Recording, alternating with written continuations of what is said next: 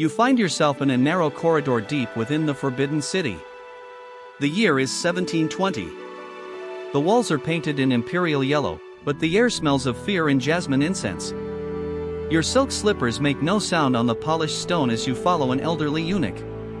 His shadow flickers in the candlelight ahead of you.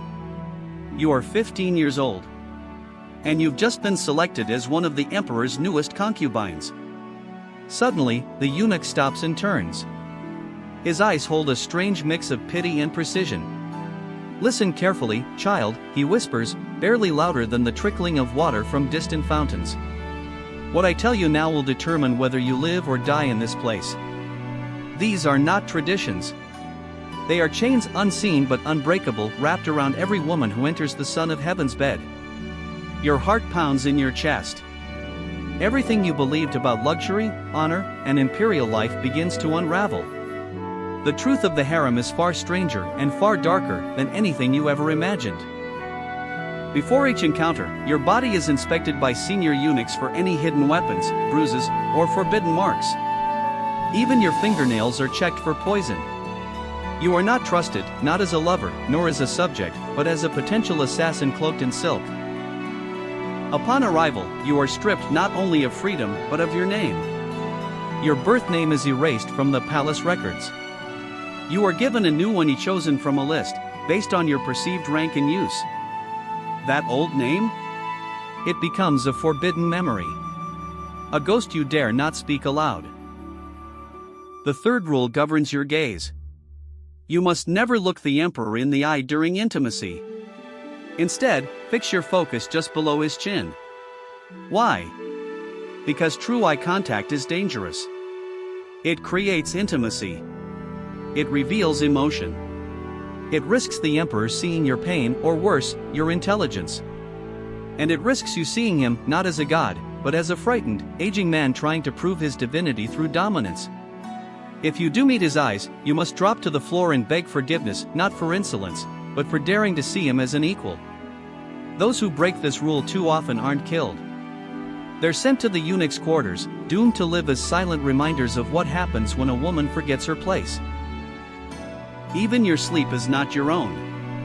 The court astrologers determine which nights are auspicious for intimacy.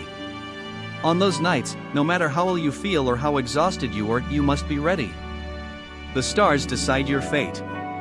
And if the stars demand your body, resistance is treason against heaven itself. The emperor's climax is seen as an act of cosmic importance. Afterward, high-ranking eunuchs may record the time, weather, and moon phase, believing it affects the fate of the empire. Your body is reduced to a ritual, a tool of statecraft. Once the act is over, you remain in place, still, silent, prostrate. Minutes pass. Sometimes hours. You cannot move. You cannot clean yourself. You cannot shift for comfort. The emperor may be laughing, dressing, summoning others. But you remain frozen, a living altar of submission. In rare cases, if a concubine's child is seen as a threat to palace succession politics, the child may be taken and disappear. Officially, these children died in infancy. But whispers tell of babies smothered in the night, their mothers drugged and left with fabricated dreams. Some women are elevated not for beauty or skill, but for betrayal. Informants are rewarded. Friendships are baited traps. Even the girl who once held your hand at night might be the one who reports you tomorrow, all for a strand of pearls and a place one step closer to the emperor's side. The ninth rule is invisible, but the most dangerous. You must read the emperor's emotions as if your life depends on it. Because it does.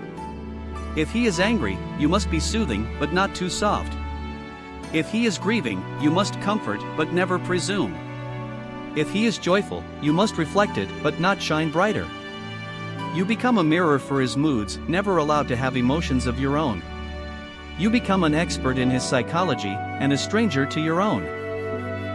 If a concubine falls from favor, palace scribes are ordered to erase her name from official documents. It is as if she never existed. Even her portraits are destroyed. Her face, her life, vanishes from history with a single imperial command. Even the emperor's lust follows the seasons. During the harvest, you become abundance. In winter, warmth and light. During wartime, you are fierce and unyielding. You are not a person. You are a symbol of fertility, of fortune, of power. The harem is a theater. The roles change with the moon. Witnesses don't just observe. They carry talismans, burn incense, and read omens before an encounter. If a candle flickers too strongly or a bird cries at the wrong moment, the concubine may be replaced on the spot, deemed unlucky or cursed. Superstition stalks every shadow. Some gifts are poisoned figuratively and sometimes literally. A rare sweet could contain an herb to sterilize you. A jeweled hairpin might carry a curse from a jealous rival. Nothing in the Forbidden City is what it seems. Your family's fate becomes a political chess piece. They may be elevated in rank or cast out based entirely on your behavior. A misplaced glance or whisper in the emperor's ear could condemn your entire bloodline to ruin. As you grow older, your value fades. But you must never show it. You must stay desirable, forever young, but never seem desperate. Lead-based makeup poisons your skin. Starvation carves your bones. You are in competition with the girl you once were and the girls who will replace you. When the emperor dies, you must make a choice. Be buried with him to secure your family's honor.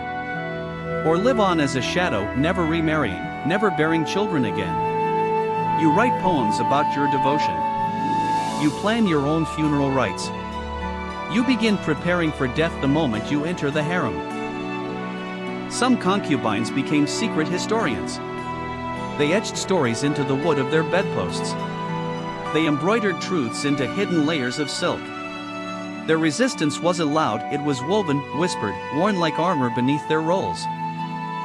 You may not love the emperor, but you must appear to. Perfectly. Convincingly. But never too much. Because the emperor will not love you back. This emotional balancing act breaks many. Some fall into real love and are destroyed. Others learn to feel nothing at all. You've seen too much. Known too much.